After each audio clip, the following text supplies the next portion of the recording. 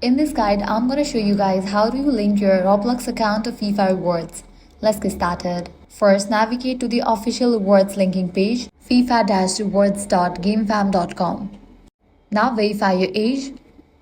Click on I'm 18 years or older. With that, you will be directed to this kind of page. Now here, click on the option Connect Roblox. You'll be prompted to enter your Roblox credentials that you want to link to the FIFA Rewards. Type in that and click on Continue. Also, you will be prompted to sign in with your FIFA ID, FIFA Rewards account. Then review the permissions and confirm the account link. Now you might be prompted to verify your email address or the phone number.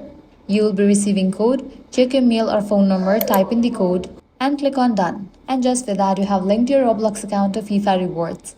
Now launch FIFA Super Soccer on Roblox using the same Roblox account you just linked. Your rewards would become available in-game and your FIFA Rewards challenges will start tracking. So that's it. If this guide helped you out, do not forget to like, share and subscribe.